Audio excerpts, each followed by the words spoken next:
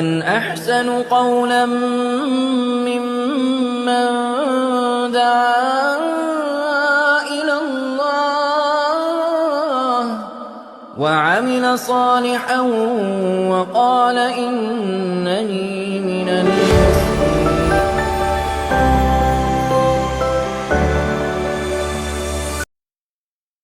السلام علیکم ورحمۃ اللہ وبرکاتہ. الحمدللہ رب العالمین والصلاة والسلام علی سیدنا محمد وعلی آلہ وصحبہ اجمعین. اما بعد فاعوذ باللہ من الشیطان الرجیم. بسم اللہ الرحمن الرحیم. قال اللہ تعالی فی کتاب المجید یا ایھا الذین آمنوا کتب علیکم الصیام کما کتب علی الذین من قبلکم لعلکم تتقون. صدق اللہ العظیم. تمام تعریف اس اللہ سبحانہ وتعالی کے لیے ہے جو تمام جہانوں کا مالک ہے اور اسے بنانے والا ہے، اور درود و سلام ہو اس کے آخری نبی حضرت محمد صلی اللہ علیہ وسلم پر جو رحمت للعالمین. آج 23 مارچ 2025 بروز اتوار 2:15 ہم لوگ باری بنگلہ آفس میں موجود ہیں، اور ہمارے اکٹھا ہونے کا مقصد قرآن و حدیث کی تعلیمات کو عام کرنا ہے. اس کے لیے آج کانوینگ کی ذمہ داری مجھے ملی ہے. اس کے بعد جو ہمارا پہلا پروگرام ہوتا ہے درس قرآن کا، اس کی ذمہ داری بردر ظفر سر کو ملی ہے. ان کے پاس 15 منٹ کا وقت ہوگا. اس کے بعد دوسرا پروگرام درس حدیث کا ہوگا جس کی ذمہ داری بردر شیان کو ملی ہے. ان کے پاس بھی 15 منٹ کا وقت ہوگا. اس کے بعد ایک جنرل ڈسکشن ہے آن دا ٹاپک لیلۃ القدر، جس میں سارے ممبر پارٹیسپیٹ کریں گے انشاءاللہ تعالی. اس کے بعد دعا ہو کے یہ پروگرام کمپلیٹ ہوگا انشاءاللہ. تو سب سے پہلے میں درس قرآن کے لیے بردر ظفر سر سے گزارش کرنا چاہتا ہوں کہ وہ اپنے مقرر وقت میں اپنا پروگرام پیش کریں. اعوذ باللہ من الشیطان الرجیم. بسم اللہ الرحمن الرحیم. رب اشرح لی صدری ویسر لی امری واحلل عقدۃ من لسانی یفقہوا قولی. اما بعد، جیسا کہ آپ سبھی لوگوں کو پتہ ہے کہ ہمارا ہفتہ وار اجتماع جو ہر ہفتے ہم لوگ یہاں پر اکٹھا ہوتے ہیں، اور اکٹھا ہونے کا مقصد ہمارے کنوینر صاحب آپ کو سمجھا چکے ہیں. اور یہ بات میں آپ کو بار بار واضح ہم لوگ کر دینا چاہتے ہیں کہ ہم لوگ کوئی عالم دین نہیں ہے، بس مطالعہ ہوتا ہے. مطالعہ کر کر آپ تک جو بھی علم ہم حاصل کر رہے ہیں اس کو آپ تک پہنچانے کی کوشش میں لگے ہوئے ہیں. اللہ تعالیٰ ہماری اس کوشش کو قبول فرمائے. بسم اللہ الرحمن الرحیم. سورہ بقرہ کی 155 نمبر کی آیت. وَلَنَبْلُوَنَّكُمْ بِشَيْءٍ مِّنَ الْخَوْفِ وَالْجُوعِ وَنَقْصٍ مِّنَ الْأَمْوَالِ وَالْأَنفُسِ وَالثَّمَرَاتِ وَبَشِّرِ الصَّابِرِينَ. اور ہم ضرور تمہیں خوف و خطر، ڈر، بھوک، جان و مال کے نقصان اور آمدنیوں کے گھاٹے میں ڈال کر تمہاری آزمائش کریں گے. ان حالاتوں میں جو لوگ صبر سے کام لیں، ان حالات میں ہمیں کیسے کام لینا ہے؟ صبر سے کام لینا. اللہ تعالیٰ نے قرآن کی اس آیت سے یہ بات واضح کر دی ہے کہ دنیا ایک امتحان گاہ ہے. ہم لوگ جو یہاں پر آئے ہوئے ہیں تو ایسا نہیں ہے کہ کوئی انسان بہت زیادہ متقی ہے، 5 وقتی نمازی ہے، اللہ کے ہر احکام کو مان رہا ہے، تو یہ ضروری نہیں ہے کہ مصیبت اس پر نہیں آئے گی. اچھے بندوں پر اللہ تعالی کی زیادہ آزمائشیں ہوتی ہیں، اور جو نافرمان بندے ہوتے ہیں اللہ تعالیٰ ان کو دنیا میں ڈھیل دے کر چھوڑ دیتا ہے. تو یہ جو ہم ایگزامینیشن ہال میں آ کر بیٹھے ہیں تو اللہ تعالیٰ نے اس آیت سے یہ بات کو واضح کر دیا ہے کہ ہم ضرور تمہیں 5 چیزوں کا نام لیا ہے. 5 چیزوں کا یہاں پر ذکر کیا گیا اسپیشلی طور سے. پہلی بات آیا ڈر کا. کس چیز کا خوف، کس چیز کا ڈر؟ ظاہر سی بات ہے انسان دنیا میں ایک انسان کو کسی نہ کسی چیز کا خطرہ لگا ہی رہتا ہے. کسی کو جان کا خطرہ، مال کا خطرہ، یہ سب تو یہ چیز ہے. خطرے میں کیا چیز؟ آپ اونچائی پر گئے، آپ کو اونچائی، کسی کو اونچائی سے کافی ڈر لگ رہا ہے، کسی کو پانی سے ڈر لگتا ہے، تو کسی کو اپنے مال کے ختم ہو جانے کا خطرہ ہے، کسی کو اپنے باس کا ڈر ہے. تو یہ ڈر کیا ہے؟ یہ ڈر ایک آزمائش ہے. تو ایسا نہیں ہے کہ اگر ہم مطلب اس سے ڈر رہے ہیں تو خراب. ایسے تو ہمیں اللہ رب العالمین کے علاوہ کسی سے ڈرنا نہیں چاہیے. لیکن کچھ ایسی فطری چیز ہے جیسے سانپ آگے سامنے میں تو ہم کو ظاہر سی بات ہے ہم لوگ ڈریں گے ہی. ڈر کا ایک عالم یہ بھی ہے اگر مان لیں کہ ہم لوگ یہاں پر اکٹھا ہوئے ہیں, یہاں پر اچانک سے پولیس آ جائے, بنا سوچے سمجھے اٹھ کر ہم لوگ بھاگ جائیں گے. ایسا خوف ہوگا. یہ ہو سکتا ہے پولیس کسی اور کام کے لیے آئی ہو, لیکن ہمارے اندر ایک خوف رہے گا. پولیس آئی ہے ضرور کوئی بات ہے ہم لوگ کو اٹھانے آئیے کیونکہ یہ دین کی مجلس لگائے بیٹھے. باس کا خوف رہتا ہے کہ اگر نماز پڑھیں گے یا پھر کام میں ہم یہ تھوڑا سا ڈیلے ہو جائے گا اس کی وجہ سے تو باس ہم سے ناراض ہو جائیں گے, پھر باس ہمیں فائر کر سکتے ہیں. یہ خوف. تو ان سارے خوف, کچھ ایسے خوف ہیں جو کہ ظاہری خوف ہے جو کہ انسان کی فطرت ہے اور وہاں پر خوف آ سکتا ہے, لیکن ہمیں پھر اللہ تعالیٰ سے اچھی امید رکھنی چاہیے. خوف ظاہر سی بات ہے وہاں پر ہوگا, لیکن کہیں کہیں پر وہ اس خوف کی بات ہو رہی ہے جہاں پر ہم لوگ کسی انسان کو اللہ تعالیٰ سے ترجیح دے دیتے ہیں اور اس کے خوف سے رہتے, کیونکہ ہمارا رزق اللہ رب العالمین نے لکھ رکھا ہے. کوئی ہمیں نوکری سے نکال نہیں سکتا ہے. جتنا رزق ہم کو ملنا ہے وہ ملے گا ہی ملے گا. تو آپ کی زندگی میں آپ بہت متقی ہیں, پھر بھی آپ سوچیں گے کہ اللہ تعالیٰ نے میرا ایسا امتحان کیوں لیا, میرے ساتھ ایسا کیوں کیا, مجھے باس نے فائر کیوں کیا, یا پھر جو بھی پریشانی آپ کی زندگی میں جو جس طرح کے بھی خوف آپ کو خوف کا سامنا کرنا پڑے گا. لیکن اور کس چیز کے بارے میں ذکر آیا ہے؟ خوف, بھوک. دیکھیے جو پہلے زمانے میں آپ کو پتا, آج کل تو فاقہ کشی زیادہ نہیں ہے ویسی, جس طرح پہلے قحط پڑتی تھی, سوکھا پڑ جاتا تھا, مہینوں بارش نہیں ہو رہی ہے, فصل نہیں اگ رہے ہیں, لوگ بھوکے مر رہے تھے. اور تو بھوک جو ہے ایک امتحان ہے. یہ بھی کسی کے پاس, کسی کو اللہ تعالیٰ نے اتنی وسعت نہیں دی, وہ دیکھ کر لالچتے ہیں لیکن کسی چیز کو کھا نہیں سکتے. کسی اللہ تعالیٰ نے کوئی بیماری دے دی, اس کو وہ چیز منع ہو گئی, وہ کھانے بھوک سے محروم ہے. پہلے زمانے میں جب لوگ جنگ پہ جایا کرتے تھے تو کتنا فاقہ کرنا پڑتا تھا ان لوگوں کو. تو یہ ہر ایک چیز اللہ کا امتحان ہے. اللہ نے ان 5 چیزوں کے بارے میں ذکر بھی کیا ہے کہ اس طرح سے میں تمہارا امتحان لوں گا, مگر تمہیں گھبرانا نہیں ہے, تمہیں صبر سے کام لینا ہے. اس موقع پر بھی صبر سے کام لینا ہے. بھوک کے علاوہ جو باتیں آئی ہیں, جان و مال کے نقصان اور آمدنیوں کے گھاٹے میں ڈال کر تمہیں آزمائیں گے. جان و مال, انسان کو جب کوئی بیماری ہو جاتی ہے, کوئی ایسا وائرس, جیسے آج کل ایک کچھ دن پہلے ایک وائرس پھیل گیا تھا, آپ لوگوں کو پتا ہوگا کورونا وائرس کے بارے میں, کووڈ-19. اس سے کتنے لوگ جو ہے جن کو اللہ تعالیٰ نے اتنی زندگی عطا کی تھی, اس حالت میں ان کی موت ہو گئی.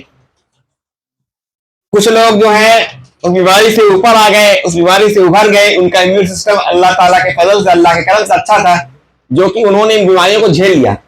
اس حالت میں جن بندے نے بھی اللہ کا شکر اور صبر سے کام لیا ہوگا, یہ ساری پریشانیاں, آپ متقی ہوں, آپ ایمان والے ہوں, آپ کے ساتھ تو پریشانیاں مسلسل رہیں گی جب تک دنیا میں انسان ہے. ہر ایک انسان جتنا زیادہ اللہ تعالیٰ کا محبوب ہوگا انسان, اتنی زیادہ اللہ تعالیٰ اس کی آزمائش کرے, اتنی زیادہ اس کے ساتھ آزمائش ہوگی اللہ تعالیٰ کی.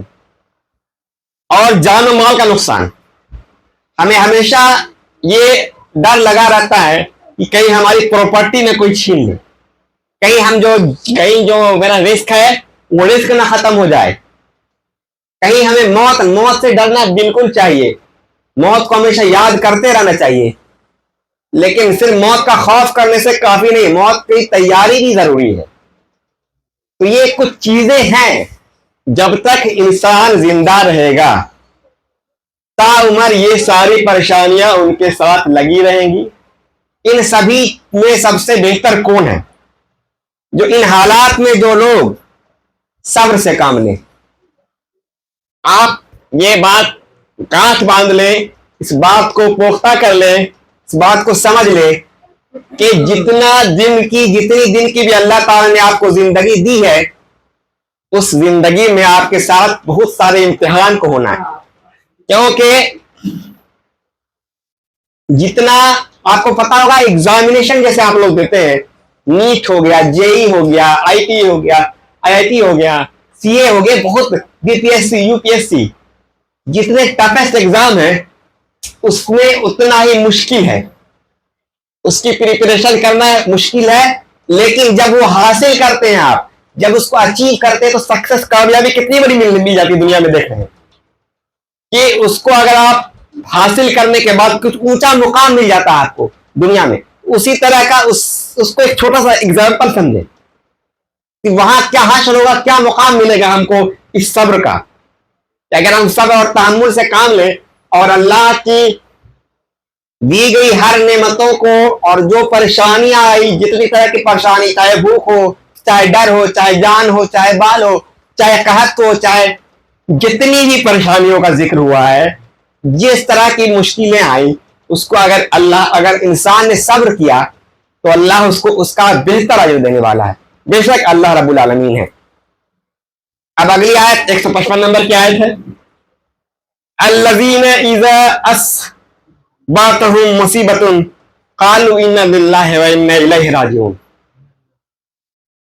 جب کوئی مصیبت پڑے تو کہیں کہ ہم اللہ کے ہی ہیں اور اللہ ہی کے طرف پلٹ کر جانا ہے، انہیں خوشخبری دے دو.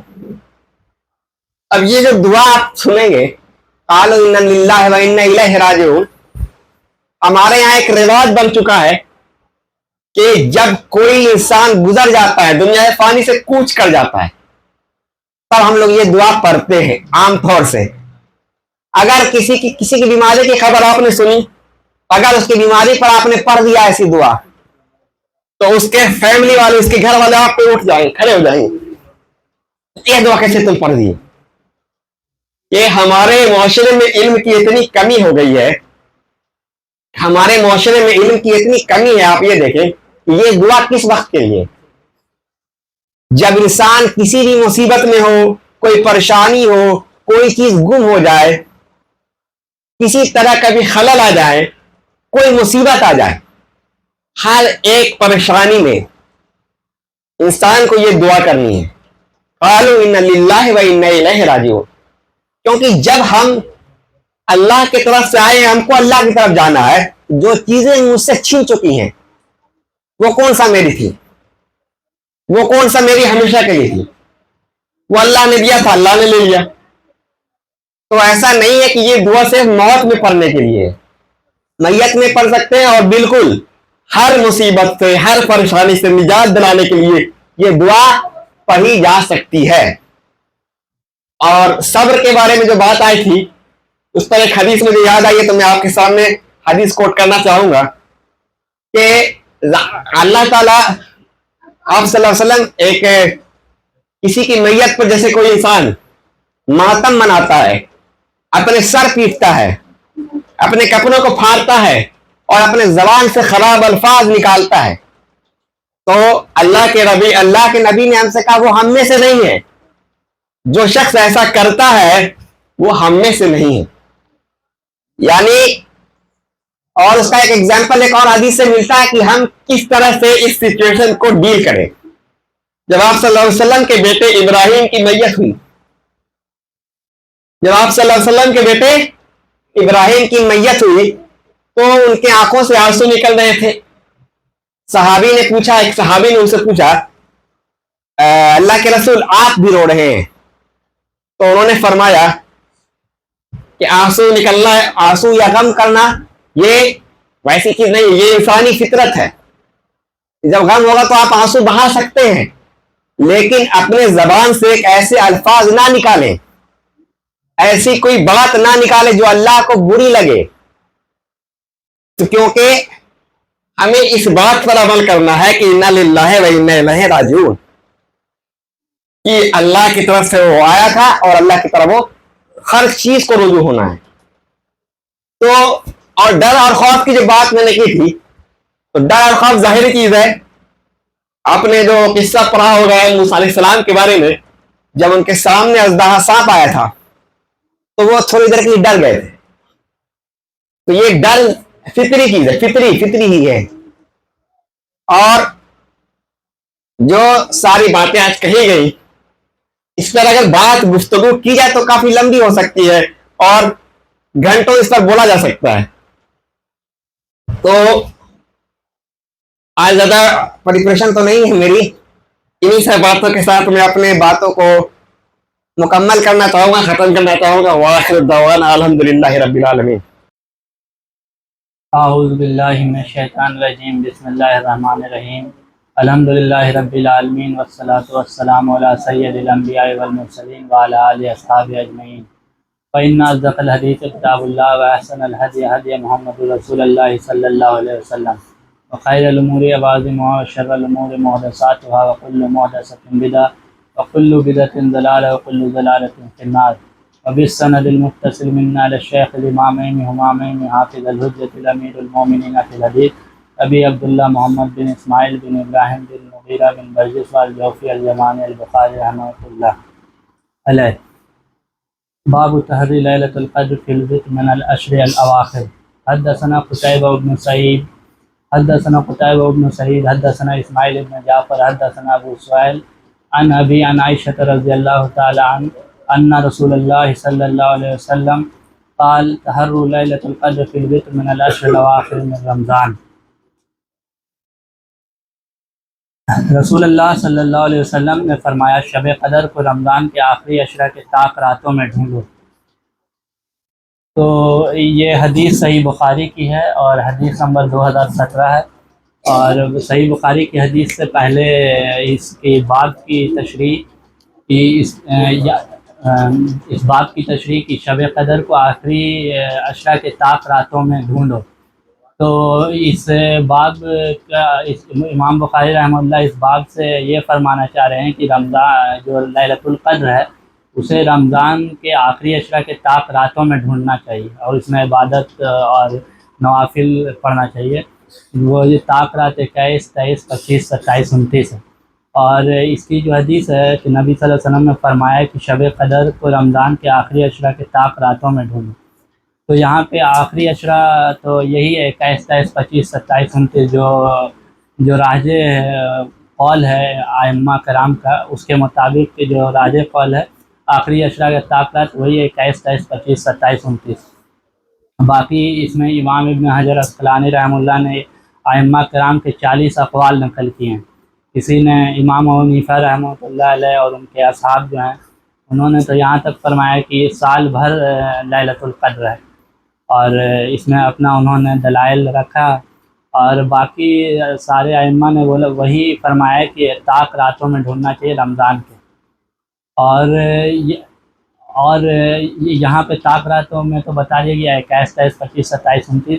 اور اس میں ہے کہ نوافل کا قیام کریں, عبادت کریں, قرآن پڑھیں. اور اس کی کچھ نشاندہی بھی احادیث میں آئی ہے کہ جیسے بخاری شریف کی روایت میں ہے کہ نبی صلی اللہ علیہ وسلم آ رہے تھے شب قدر کی رات کو بتانے کے لیے کون سی رات ہے شب قدر کی. تو دیکھیں دو شخص آپس میں جھگڑ رہے ہیں. تو کیا ہوا کہ اس وقت نبی صلی اللہ علیہ وسلم کو وہ رات بھلا دی گئی. اور اس میں یہاں یہ بھی ذکر ہے کہ نبی صلی اللہ علیہ وسلم نے وہاں پر سجدہ کیا اور ان کے سر مبارک پر کیچڑ کا نشان تھا. تو اس سے بھی ائمہ کرام اور شارحین حدیث نے یہ مسئلہ اخذ کیا ہے کہ جب شب قدر ہوگا, لیلۃ القدر ہوگا, تو اس کی نشانی یہ ہوگی کہ اس رات بارش ہوگی. اور دوسری حدیث میں کہ شب قدر کی نشانی یہ بھی ہوگی کہ نہ اس میں زیادہ گرمی پڑے گا نہ زیادہ ٹھنڈا پڑے گا, ایک دم موسم بہار والا موسم رہے گا. اور اس ٹائم جو ہے سورج میں اتنی حدت یا تپش نہیں ہوگی. اور جو چاند ہوگا وہ چاند تانبے کے پلیٹ کے ٹکڑے نما ہوگا. یہ ائمہ کرام حدیث میں یہ بیان ہوا ہے. اور یہاں پہ بتایا گیا ہے کہ شب قدر میں یہ سب نشانیاں ہیں کہ اس میں آپ کے صحیح ابن خزیمہ میں ہے کہ اس رات نہ زیادہ گرمی ہوگی نہ زیادہ ٹھنڈی ہوگی, نہ دھوپ میں زیادہ تپش بھی نہیں ہوگی اور وہ رات میں جو چاند ہوگا وہ ٹوٹے ہوئے پلیٹ نما ہوگا. تو یہ سب مختلف شب قدر کی نشاندہی حدیث میں آئی ہے. اور لاسٹ میں یہی کہنا چاہوں گا کہ الگ الگ علماء یا شارحین حدیث نے اس مسئلے میں ائمہ کرام کے 40 اقوال نقل کیے ہیں.